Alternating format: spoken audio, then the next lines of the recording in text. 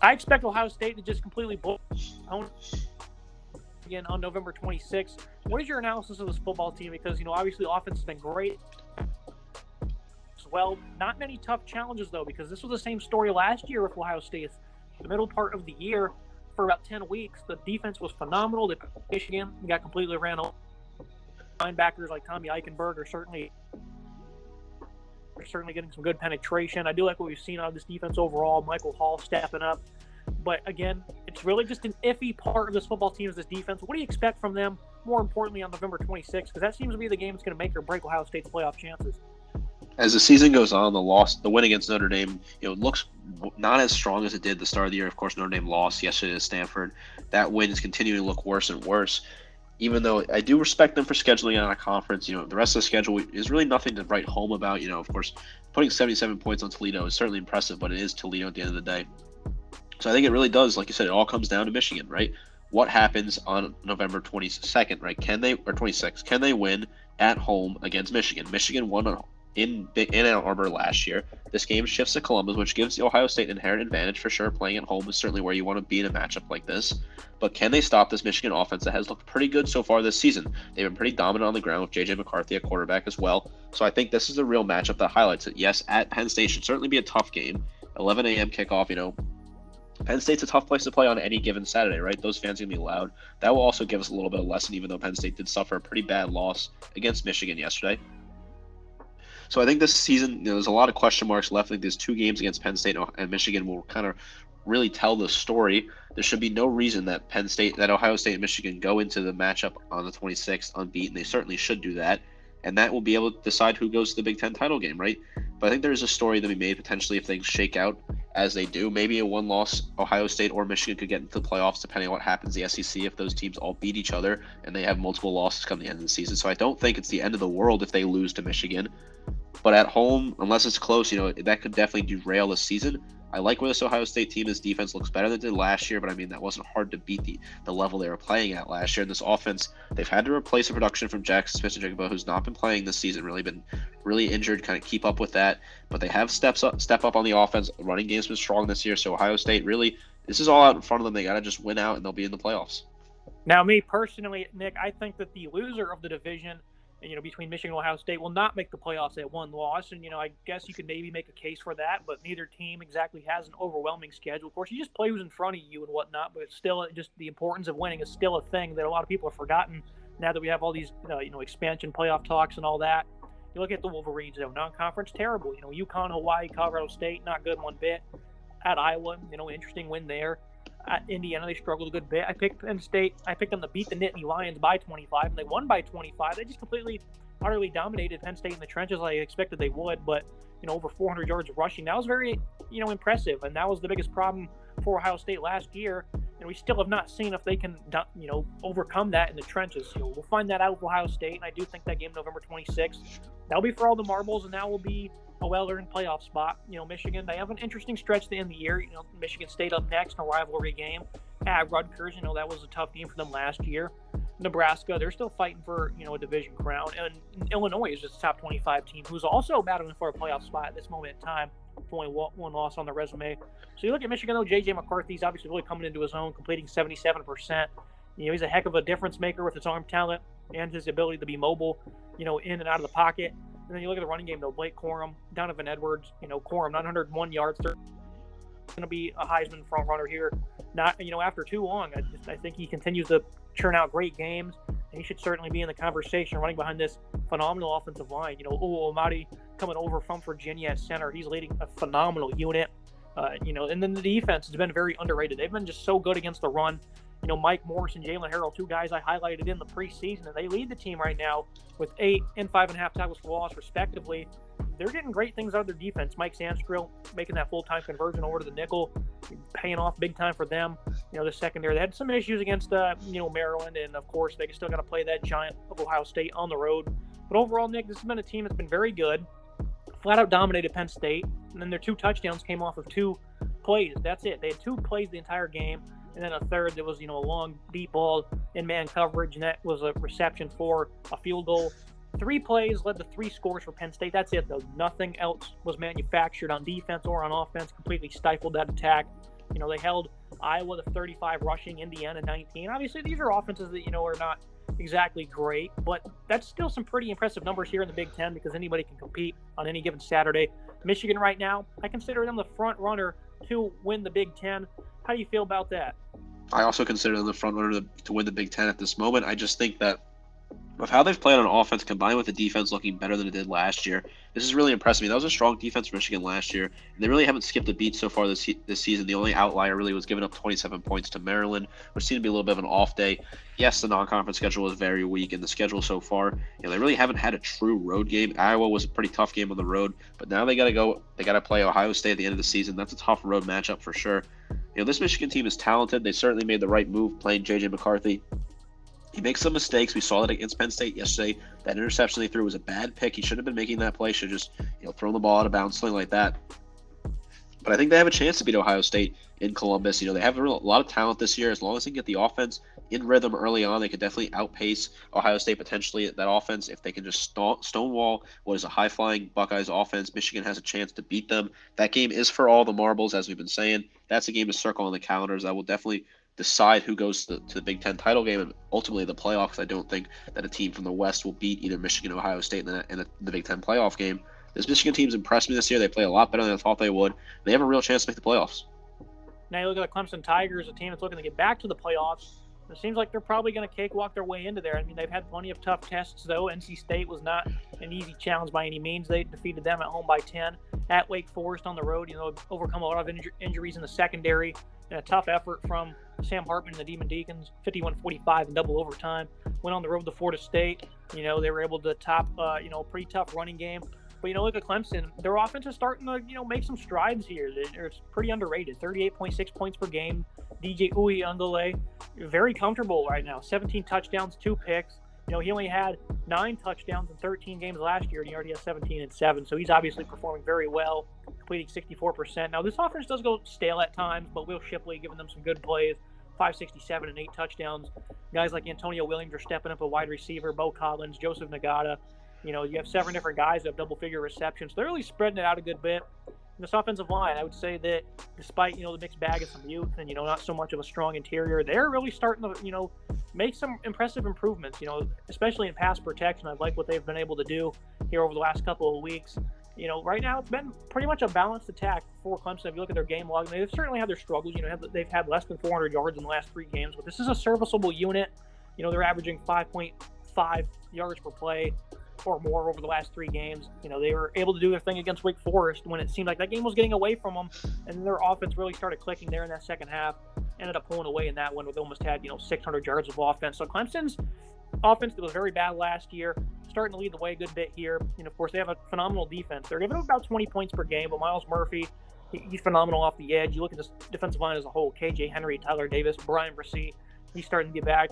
Hopefully he can get into shape as they hit this final stretch here in November. The secondary still a bit of a problem, though, Nick. Andrew Macumba hasn't exactly had the flourishing season we would imagine. Some of these freshmen have been getting picked on. Torrio Pride. We look at veteran and RJ Minkins as well. Secondary certainly has their issues. I still like Trent Simpson, though. I think Barrett Carter's really stepping up at linebacker as well for them. I think the front 7, there's still money. The secondary, I think, could really cause them some issues, and they've definitely had their problems. And the game against Florida State was, less than flawless. They gave up 460 yards. So I think this is an interesting Clemson team because their offense is starting to do what we didn't think they could, and their defense is also doing what we didn't think was possible. Now it's giving up yards and points. They gave up 14 points there in that fourth quarter to Florida State on the road. And, of course, that Wake Forest game, they almost gave up 500 yards total. What are your full thoughts on this Clemson team that's, been kind of interesting this year, but they're winning games, so they're in the hunt? Right, this Clemson team kind of feels like the Dabo teams of old, but at the same time they don't because the defense is just not living up to the expectations that we had. We really highlighted the defense a lot this offseason. We thought that would be the carrying thing that would get this team to the playoff if they were able to win the ACC this year. But it feels like the offense is really what's driving the force for this team. You look at the last 4 games, 51 points at Wake Forest, 30 points at home to NC State, 31 points on the road at Boston College, 34 points on the road at Florida State. This team has been producing points. DJ looks comfortable in the pocket, looks like he's a composed quarterback, looks like the 5-star that he was recruited at. Poor season last year. He really going to turn it around. It seems to be the QB1 in Clemson, quieting those discussions we had all off season. You and I spent a long time discussing, was Cade the future in Clemson? We both thought that was the move that the Tigers should go, but Dabo stuck with his guy, and it seems to be paying off for them. They have their biggest test remaining on the schedule this weekend at home to Syracuse. Syracuse team that is certainly surprising a lot of our expectations to be unbeaten. We'll certainly talk about them later in this episode. I think this Clemson team has the easiest path left to the playoff. Looking at the schedule, right, Syracuse is a tough game, but then at Notre Dame, who have just been disappointed this year, and then 3 straight home games to Louisville, Miami, and South Carolina. All 3 should be easy cakewalks for this Clemson team. They have the clearest path to the national championship currently with the way that they're playing, and they have to be playoff favorites for me to at least get to the big dance. I like this team top to bottom. I just need to see more on the secondary, and then I'll be convinced. Like we said, the secondary just really isn't living to the height that they had. And of course, Brian Brisset going down with his injury. You hope that he gets back to full strength before the season ends. This is a solid team. They should easily be in the playoffs. Now you look at the run defense. They've actually been very elite this year. They gave up 34 yards each to NC State and Boston College. Of course, Boston College, their offensive line is just falling off a cliff. But NC State, doing that to them was pretty impressive. That's a respectable running game, not too special. But, still, this is, very impressive numbers. And then they gave up 206 to Florida State, over 6 yards per carry. They were just getting eaten up on that left side. Robert Scott was really pushing the line for them. Very uncharacteristic effort. But, it's still a quality win there. And like you said, the rest of the stretch is not all that difficult. They do face some interesting offenses. Syracuse on Saturday in a top 15 matchup at Notre Dame. Last time they went there, they lost. Louisville, Miami, South Carolina. These are teams that have some talent in the respective areas. So I do think they are respectable wins. But I do think a one-loss Clemson team, even if they win the conference championship, would be eliminated from the picture. Is that fair to say? I 100% agree with that. There's just not enough quality on the schedule for them to get in with one loss, considering the team they potentially play in the ACC title game is most Carolina at this point, but still potentially play Georgia Tech or Pitt, given their records in the division. So I just think that a one-loss Clemson team has to miss out at this point, considering how many good squads there are in the SEC and Big Ten. It would be very strange to see them still be in the picture with one loss. Now you look at a team that is surprisingly still unbeaten, 6-0 TCU. Sonny Dykes shows up, and they're doing great work right now. 3 straight ranked wins. They play another ranked team in Kansas State on Saturday. Texas is still on the docket at Baylor. It's a pretty interesting schedule for them. Obviously Oklahoma no longer ranked, not either. Oklahoma State, they just dropped them to their first loss. This is a team that's winning with offense, almost 46 points per game. You knew the offense would be strong with Dykes coming over. Duggan, though, he was not the starter when they rolled out against Colorado, which was a big mistake, I thought. I think that Dykes is certainly agreeing at this point. Duggan, almost a 70% completion rate, 16 touchdowns, 1 pick. He's a veteran that's flourishing here in this system. Keandre Miller, plenty of speed. Duggan, of course, is adding a lot on the ground with his legs.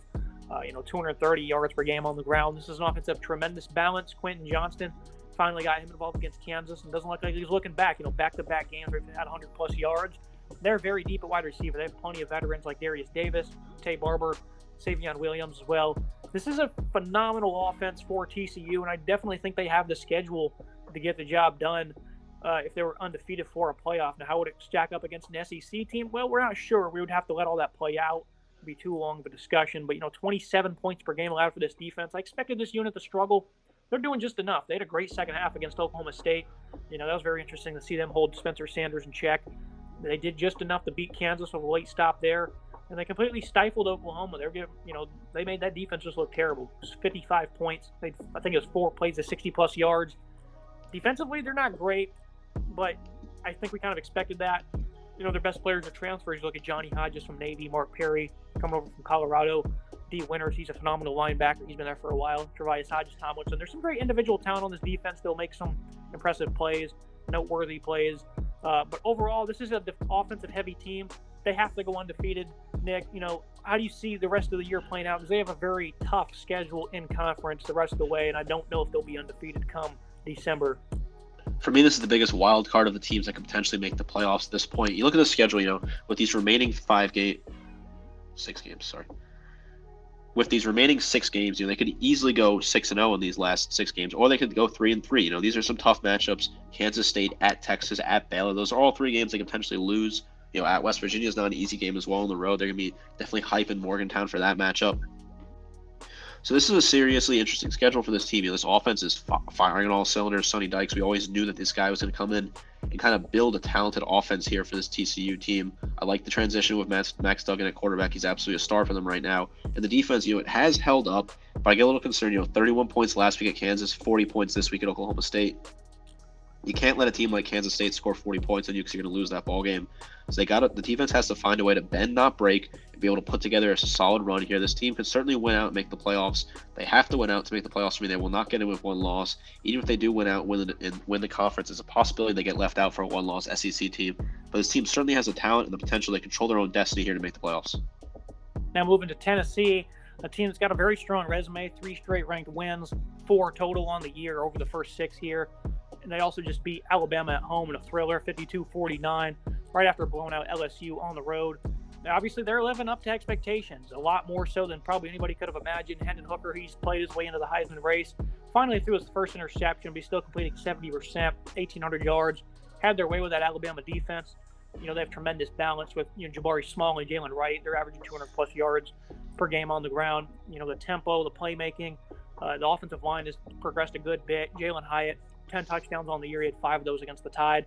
They're doing all this on offense without Cedric Tillman, who has not played since the Akron game. That makes this team even more scarier. 3 ranked wins without your best wide receiver. Tennessee, they're obviously a front runner right now to win the national championship coming off that win against Alabama. They have not had any problems one bit. The Pittsburgh game that went to overtime in. And that was a game they probably should have pulled away in, considering the backup quarterback was in for Pittsburgh. Keaton Slovis was out for the entire second half. But they knocked him out of that game. Hard-hitting defense that's really progressed a good bit. They, of course, got flamed themselves against Alabama. They do have one of the nation's worst secondaries. And, it's not going to get any better. Warren Burrell's out for the year. Trayvon Flowers, always top tackler. He's great for them. Aaron Beasley and Jeremy Banks have really had a, resurgence here against the run. I think the run defense has been the best part of this unit. Just the ability to get into the backfield. This is a pretty good football team all around. Defensively, we'll see what kind of strides they continue to make. But, they can outscore anybody. So that's going to be the thing. They don't make too many mistakes on offense. So even though the defense did, have a headache against Alabama, that was expected. High-scoring game. Tennessee, they have Kentucky and Georgia left. So we'll see what happens with them. At number 1 Georgia, it's going to be a top 2 or 3 game. That's going to be a very interesting one. And, of course, this is really probably going to determine a playoff spot. A lot of craziness will certainly happen if Tennessee just beats Georgia. I think that eliminates the Bulldogs. But if Georgia wins that game November 5th, we have a very interesting scenario because Alabama, who we'll get to later, likely to be playing them in Atlanta. Either Alabama will be playing for a playoff spot, and even if they aren't for whatever reason, they're still going to look to play spoiler. So this is a very interesting scenario now with potentially 3 SEC teams looking for a playoff spot. How do you see the rest of the year going for Tennessee? Don't want to look too quickly, but right now they are the favorite to win the national championship, I would say. Pound for pound, Tennessee is the best team in the country for me. They showed that to me yesterday, and that pains me to say as an Alabama fan. Certainly not easy to say that, but Tennessee is the best. Is dynamite. We saw it yesterday. Even without their best wide receiver, they still absolutely lit up an Alabama secondary that isn't the best, but their offense has been firing on all cylinders. 38 points against Florida, 40 points against LSU, 52 points against Alabama. The highest amount of points Alabama's given up since 1907 against Swanee, who are now Division III. Absolutely embarrassing day for Alabama's defense. This team controls their own destiny. They get Kentucky at home. They should probably win that game, but you never know if Kentucky, this team, they seem to be playing flip a coin with Kentucky team you get on any given Saturday. They could certainly come in to kneel it and knock them off. And then at Georgia, this could be a game of the century, 1 versus 2. It certainly has the possibility to be that as long as the chips fall that we expect them to. And that game could decide really what goes on in the SEC. Does Georgia at home blow out Tennessee? It's possible. Does Georgia at home win a close one? It's completely possible. Does Tennessee come in to Sanford Stadium and win? It's also completely possible. These things are all different scenarios that could play out. That's the game of the year for me. You got to circle them on your calendar. That has the most implications on the playoffs coming up. This Tennessee defense has also very impressed me. Banks was able to tackle. It seemed like he was the only player able to tackle Jahmyr Gibbs last night. Got him on a few times. I love the way Jeremy Banks leads this team, leader on the field. The secondary got torched, but, again, that was expected. They're not the best secondary, and Alabama is a good team, and they control their own destiny as well throughout the rest of the season. Tennessee has shattered my expectations. I don't know about you, but this is a good football team. Like I said, pound for pound, the best team in the country for me, and they have a real opportunity to make the playoffs and win the SEC for the first time since 1998. Now, looking at Georgia team, it's a bit of an oddball for me, which is weird to say because they're ranked number 1, sit at 7-0. They obviously had a phenomenal beatdown against Oregon, who's now ranked in the top 10. Beat them by 46 in week 1. But, it's still week 1. You wish you would see them play now. A game I think they'd probably win pretty handily still. But the only games they've given up 300 yards in on defense are 2 40-point wins over South Carolina and Oregon. They've been stifling on defense. Even though they're still one of the nation's top run defenses, they don't seem to have that same dominance they did on the interior last year. Jalen Carter's obviously still there, but other than that, they had a big amount of big-time losses. Nolan Smith having a great year. Jamon Dumas Johnson stepping up inside linebacker. Very young unit top to bottom. Keely Ringo at corner. You love him. This defense has not been challenged, though. They've not played a single opponent that you expected to challenge them. Oregon, maybe. We expected maybe a little bit more of a dogfight now because it's a good offensive line. It's got a lot of veterans, but it's still a Bo Nix-led football team, and he's not very good in those big-time games. So you look at their schedule so far. Missouri, they had some good success. They had some big plays on offense. Kent State, they had a handful of drives as well. They still didn't give up 300 yards in those games. But Georgia's really an oddball because they've not really played anybody. Their schedule gets amped up over here after the bye over the next half. They play Florida and Jacksonville. Of course, that big time game on November 5th with Tennessee, at Mississippi State, at Kentucky. So a big opportunity here for this Georgia team to kind of show us what they're made of. But I don't know how to feel about this football team because we've yet to see those games yet. They trailed that entire game at Missouri. Stetson Bennett, he's having a pretty simple season, 290 yards. He's certainly progressed in a lot of different ways, but he was not looking great against Missouri. They didn't have much of a vertical passing game there. They did have 300 yards passing in that game. For the most part, they were very struggling. They had to throw it a lot to obviously win that football game, so that allowed them to pass some stats a little bit. In Georgia, they're still running for almost 200 yards per game. Dejon Edwards is their leading rusher right now. They have a very deep backfield with Kendall Milton, Kenny McIntosh, and Branson Robinson will get involved. It's nice to see Dominic Blaylock get involved. He's back from injury. At pass catcher for them, Brock Bowers, he continues to make a lot of highlights. Darnell Washington's finally getting involved in the offense. Their first leading receiver. Georgia right now, very good football team, but they're very quiet. We're going to certainly allow Georgia to earn their opportunity to be a playoff contender here over the back half of the year. But I think if they lose one game here, they're going to be out, especially if that game's in Tennessee and Tennessee goes on to be in Atlanta. I think Georgia's going to be the odd team out here. And I don't know why I feel that way. It just kind of seems like that because this team's on a pretty odd, I'd say, to start the year, especially with those two back-to-back struggle fests against Kent and Missouri. This team is very tough to read. You expected Georgia to come out and absolutely run through their opponents, and they really have for 5 out of the 7 games. Shutouts against Vanderbilt and Samford. These are what you expect. Only giving up 3 points to Oregon, 10 against Auburn, 7 against South Carolina. But you look at those two outliers in the middle of the season. 22 points against Kent State and 22 points against Missouri, and Missouri was leading for most of that game. It had a real opportunity to upset Georgia at home. That was a weird one, which I think is definitely why this Georgia team is not the lock that we might think they are. When you look at the remaining schedule, there are some serious opportunities to slip up.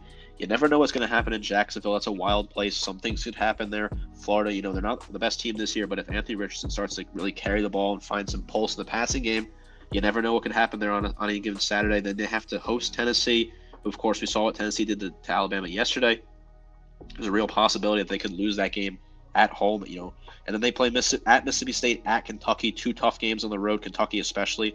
That's a tough matchup. This is a team that we really don't know what to expect out of them on any given Saturday, but they have the potential to upset Georgia potentially. This could be an interesting situation here for Georgia. I think that they still have the pathway is there for them, but I think Tennessee has the easier path at this point because Tennessee really just has to go into Sanford and knock them off, and they're a lock for Atlanta and a lock for the playoff at this point. Georgia can certainly find themselves the odd man out with one loss, and I know Georgia fans would be absolutely furious if that was the situation. But I think if you have a situation where Tennessee, Georgia, and Alabama all have one loss and their one losses are all to each other, I think you have to put Alabama and Tennessee in before you put Georgia in. Easily. You move to Syracuse, a team at 6-0. Very easy slate to get there. They just beat a ranked NC State team that had no Devin Leary. They won't have him the rest of the year. Beat up on Wagner. Trailed most of the game against Purdue. They won that one in a thriller. Beat Virginia by 2. It's been a pretty easy path to 6-0. I thought the week 1 game against Louisville was very impressive. Showcased great balance on offense. The defense was phenomenal. Allowed only 7 points to that offense. They play at Clemson October 22nd here this weekend. That's going to kick off a very tough 6-game stretch to end the year. It features Notre Dame, Pittsburgh, FSU, Wake Forest, and then Boston College. I think if Syracuse somehow wins the next 6, this is going to be a team that will be in the playoffs. And of course, people are going to laugh and say, "Oh, Syracuse," which I can totally understand that because the Orange have not been very great at football as of late. But this is a team that can certainly win. They're very tough. Garrett Schrader, this guy is a heck of a leader, tough as nails. They're showcasing some good balance this year. They obviously run the ball very well. Over 188 yards per contest. Sean Tucker's phenomenal. But they're starting to get things going through the air. Orandi Gadsden, his dad was a great NFL player. 31 grabs, 500-plus yards for him. He's been phenomenal at that wide receiver spot. Devon Cooper as well. Sean Tucker, his versatility. They have great size on their offensive line as well, and that kind of allows this offense to thrive. They're scoring 36 points per game. And then the defense. I think this is a unit that's really making some good strides. They were very young a season ago, and they're still very young for the most part. Michael Jones leading at linebacker. Marlo Wax stepping up alongside him. Garrett Williams, one of the top corners in the conference. This is a team that is actually very underrated and very good, Nick. And if they find themselves somehow beating Clemson on the road this coming Saturday, they're going to be in the hunt. People are going to have to recognize them, and I think they'll finally earn the respect. Not a lot of good size on their interior defensive line, so I think they're going to certainly struggle with a lot of these teams over the next 6 weeks. But if they're undefeated, they're in the playoffs. Syracuse is a school that has a soft spot that I have a soft spot for. Growing up in New York, a team that I certainly have a little bit of affection for it. And to see them have this strong of a season is extremely exciting. It's a really strong season. Dino Babers has been really having an incredible year with the Syracuse team. They're going to be in a bowl game this year. First time in a while for the Syracuse Orange team. They're going to have that opportunity. If they can knock off Clemson, the schedule is certainly tough, but there are some opportunities here for this team to go unbeaten. We've seen crazy things happen already this season. And I don't think a lot of people had Tennessee beating Alabama at the start of the year. So things could certainly happen on any given Saturday. I like this team top to bottom. The offense is fantastic. Eric Strader really looks comfortable in there. He's absolutely gunslinging for the Syracuse team. You look at, the running game as well. Sean Tucker is a talented back. He's absolutely dominant on the ground. As long as they keep feeding him and find a pulse with that, this team can compete with anybody on any given Saturday. I love the Syracuse team. They've been super exciting to watch. And I don't think they'll make the playoffs, but they certainly have a chance to be in a significant bowl this year and have a historic season for the Syracuse team. They've really turned the corner in upstate New York, and I like what they're building there. This should be a fun game to watch against Clemson. I don't think they're going to win. Clemson are currently 14-point favorites. I think they'll cover that 14-point spread. This is an exciting matchup, one of the biggest matchups for Syracuse in the last 10 years. Exciting trip on the road. They have a tough schedule the rest of the way. Notre Dame, at Pitt, Florida State, at Wake, and at BC. Those are some tough matchups. But if Syracuse can go out and win 8 games this season, I think that's a huge success for Dino Babers in upstate New York. Get Ole Miss, the final team that's undefeated here, still in the hunt. They're kind of just chilling. They're 7-0. They beat Kentucky at home, where they were inside the 30 3 times there with an opportunity to take the lead. They were unable to do that. Will Levis made a lot of mistakes in that one. Stole a win, 22-19 against the Cats. Other than that, they gave 28 points to Vanderbilt. Tulsa had a field day against them. Auburn just had 34 points running the ball. This defense has certainly not made a lot of strides. They're somehow only allowing 17.3 points per game on the year. Of course, they kind of stacked their numbers over the first 3 games, but they've not been exactly great. This is another team that has a very tough stretch at the end of the year at LSU, at A&M, at Arkansas, and they host Bama and Mississippi State. I see them dropping at least 2 or 3 of those games. I think they'll knock them out of the hunt. The passing attack, Jackson Dart's not been very efficient, hasn't been greatly effective. The passing game has certainly had its struggles. The running game has been elite, though. Quidshot Junkins, he's been great. 720 yards, 10 touchdowns. Zach Evans as well, 600-plus, 7 scores. 270 yards rushing per game for Mississippi State. Jonathan Mingo had 248, and I think it was a couple of scores the other day. Malik Heath, Jordan Watkins. This is a very deep receiving core. The offense, though, they're just not the same, I think, with Matt Corral. I think Jackson Earl will eventually get there, but right now he's not at that point. And this defense, I don't really have a lot of faith in them. They do have some great transfers, Jared Ivey, Troy Brown, Kari Coleman as well. But, along with a veteran secondary as well. Guys like A.J. Finley, Otis Reese. But I think this team, they're really going to get exposed. Also like Hasheem Young coming over from Iowa State. So they got some great players. But overall, as a unit and as a football team, I just don't think they're quite there. Again, a team that has a great opportunity upcoming to prove it. I don't think they will. Mississippi State, or Miss will drop 2 or 3 of these games, and they'll be out of the playoff picture rather quickly. I agree. The thing for me that bothers me about Ole Miss is the schedule they've played so far this year is just not strong at all. Right? They've really played a very easy schedule. Yes, Kentucky was a tough game at home, but they probably should have lost that game. They made some serious mistakes. But if you look at the rest of the schedule, Troy hung around early. Central Arkansas, no, not important. Georgia Tech, not a great team. Tulsa hung around, only lost by a score. Auburn certainly hung around yesterday. They put up some points they did not expect out of an Auburn team that's been lifeless this year to score 30 points on the road is certainly unexpected from Auburn. They got a tough slate here at LSU, at A&M, at home to Alabama, at Arkansas, at home to Mississippi State. They could potentially lose, honestly, all 5 of those games, considering how strong these opponents are at times. I think they won't. I don't think they'll lose all 5 of those games, but they certainly can lose 3 of them realistically. At LSU, at home to Alabama, at Arkansas, those are games they can easily drop. This team, it's tough to get a read on them based on the schedule, but the offense has been good. The defense has looked better at times, but the last couple of weeks, the defense really let me down a little bit. 28 points at Vanderbilt, giving up 34 points at home to Auburn is really just a ridiculous number to give up to a team like Auburn that really, like I said, has no pulse on offense. Ole Miss is definitely an interesting one. There's a complete possibility they went out and I think it's just unlikely given strength the schedule they have left. Yeah, they gave up 260 rushing yards to Tulsa, 300 to Auburn, and that's a one-dimensional team that can't throw the football and has a poor O-line. So for them to do that, that's pretty embarrassing. Now we're going to look at some of these one-loss teams that are still in the hunt. Look at Alabama and USC. I think USC's pretty much out of it after the loss to Utah. Their defense is very embarrassing. The offense is obviously terrific, so they can pick up some quality wins. They have Notre Dame left and UCLA, so they need UCLA to obviously keep winning. And I think their best shot would just to blow out the Bruins, and that would probably give them a shot. If everything else works in their favor, they would certainly need a lot of help. Alabama, they control their own destiny. Nick, they obviously lost to Tennessee, right there down to the wire. They beat Texas on a buzzer-beating field goal. 2 games they had 15-plus penalties in. Alabama, they still have a lot to work on their defense. So I figured the corners in the secondary would struggle against Tennessee. Safeties did not match up one bit. Corners, they were burnt toast on the edge. Jalen Hyatt, 5 touchdowns on just 6 receptions. They were getting flamed all game. They ended up with 182 rushing yards as well. This defense, they certainly have a lot to work on. I think that's really their only poor effort of the year so far. Arkansas, they look good for them on the stat sheet as well, but that was a game they're really getting dominated in, and that's why the margin in the first half was so wide because of that defense. So they have a lot to work on. I don't really want to focus on the offense much because Bryce Young, he's still tremendous, doing a great job leading them, completely flawless, very resilient. Jahmyr Gibbs averaging over 7 yards per carry, 600-plus yards. He's come to life these last couple of weeks, 27 receptions for him as a team high. But they don't have that same vertical speed they did a season ago. I do think the offensive line is certainly making some good strides. Overall, what is your biggest concern with this Alabama team? You look at the remaining schedule, they're not going to have an opportunity.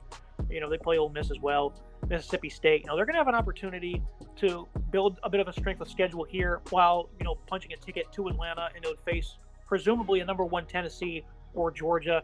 Do that, and they're in the playoffs. But right now, things don't look all that great for Bama. Exact same situation as last year, though. They had a struggle fest game against A&M. This year, they won it. Last year, they didn't. And, they turn around here and they lost to Tennessee. Had a lot of close games on the year. Obviously, same exact scenario as last year. But if they win out, they'll be in the playoff, no doubt, as a number 1 team. But right now, not so bright for this Alabama football team. What's went wrong, and what do they need to fix, and how quickly do you expect those issues to be fixed?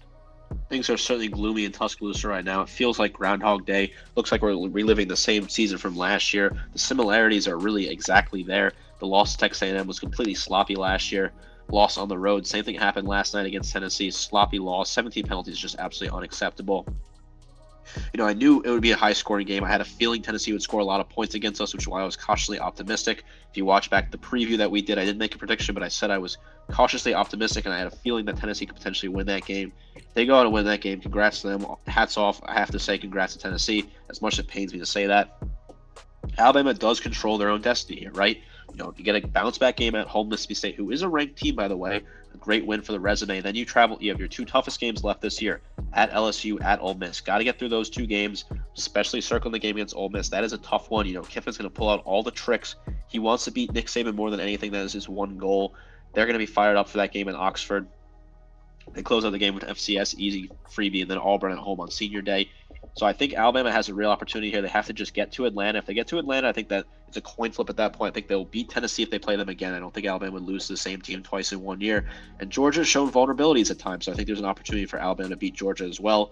It's going to be a tough week in practice for these players. Nick Saban is going to certainly not let them forget about this loss, just like he didn't let them forget last year about the loss to Texas A&M. They turned around and rebound heavily after that, and they really looked flawless all the way to the national title game where they made a couple mistakes for missing star players. For my money, I think Alabama still makes the playoff at this point. I just think that the setup is perfect for them. Just have to win out, and then you're in the playoff. I think they can certainly do that as long as they cut down on the mistakes. The penalties on the road are certainly alarming. Texas was alarming at 15, but 17 against Tennessee, certainly alarming. I know there were some other calls that fans are, crying about on social media today that Tennessee may have got away with, especially potentially 12 man on the field on a 3rd down play in the red zone. I think I think Tennessee is a solid team. I think Georgia's a solid team. I think Alabama's a solid team. All 3 of these teams have a great case to make the playoffs. Right now, I think Alabama's in a great position. It's certainly upsetting to lose, and it certainly doesn't feel great. But as time goes on, I think Alabama will kind of make that transition and get back to where they belong. They'll knock off Mississippi State, LSU, and Ole Miss, and find themselves back in the playoff. They control their own destiny here; just have to win out. Now you look at another team like Illinois. Actually, before I move to that, Alabama, pretty much win the next 3, punch your ticket to Atlanta, and then you'll see what happens. We can go from there. But I do think Alabama has one of the more easier paths. Like you said, they got to play at Oxford, and that can certainly be one we're probably overlooking, but I do think they match up pretty well there. But you look at a one-loss team in Illinois that can shock things because they play, they play Michigan. I believe they host them, actually. And then you would play, if you have one loss and you play Ohio State and beat them, you're going to be in the playoffs. So I think that's something people got to realize is when you talk about this a lot, we're really looking at resumes and potential wins and losses. So I do think that's one thing that is pretty much overlooked because Illinois can certainly make the playoffs. Tommy DeVito giving them some nice balance. Chase Brown over 1,000 yards rushing. They have a great defensive line as well. Keith Randolph, Jerzon Newton, those guys are really good. So I think Illinois, a team don't sleep on. Wake Forest, they still have a fighting chance. Oklahoma State as well. Kansas State, a one-loss team in the Big Ten. They play TCU here, and they'd probably be in the top 10 if they win that game. And then Oregon, they lost by 46 in week 1. They're now number 10 in the AP poll. I do believe if they had the playoff rankings now, they would not be in the top 10. They still lost by 46 points, and that should knock you out of playoff contention. That's why I put a question mark, because they might still be around, especially if they win out and some crazy things happen. I do think a 2-loss Kentucky. They play Tennessee and Georgia still. Obviously lost to South Carolina with no Will Levis. Probably should have beat Ole Miss. So I think if that's a team that wins out and they somehow miraculously earn a berth in, Atlanta, that's a team that could really make the playoffs. They're going to need some help, I think, in their conference. But if they win out, it's certainly going to be a team to talk about because those would be 2 very impressive wins. So Kentucky, I do think, has a fighting chance left as well. You got any other thoughts you'd like to add to this, Nick, as we really start to dive into the final weeks of the season? Illinois team that we kind of talked about. We didn't mention Illinois specifically, but in the preseason we talked about the potential that the Big Ten West winner could have one loss and be a spoiler and win the Big Ten. We thought it might have been Minnesota. We thought it might have been Purdue. Turns out Illinois has the best chance here.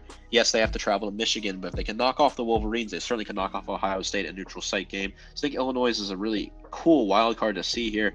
I don't think they're going to make the playoff, but crazier things have happened so far this year. Anything can happen, like we always say, anything can happen on any given Saturday. So there's a complete possibility that they go undefeated the rest of the way and make the playoffs.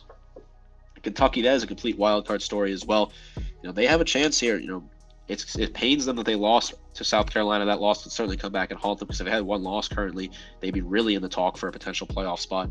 But if they can knock off Tennessee next week, 2 weeks after a bye week, if they can knock off Tennessee, if they can knock off Georgia, they could certainly be in the talk of 2 losses. This is a very wild season so far this year. I think we have the most teams that potentially can make the playoffs in a very long time. A lot of teams are fighting here for spots. It's going to be interesting to see how it plays out. I love the variety, but guess what? At the end of the day, it's going to be the same 4. So I hate to spoil it for you. But no, this should be a great end to the year over the next couple of weeks. A lot of action to have take place. It's going to be it for today's episode, Nick. As always, I appreciate you joining. We'll have to do this again here soon as some of these teams start to get eliminated from the picture. Absolutely. We can look back at this and kind of figure out what direction we're going. It's going to be for today's guys. Make sure you like, comment, subscribe. See you next time.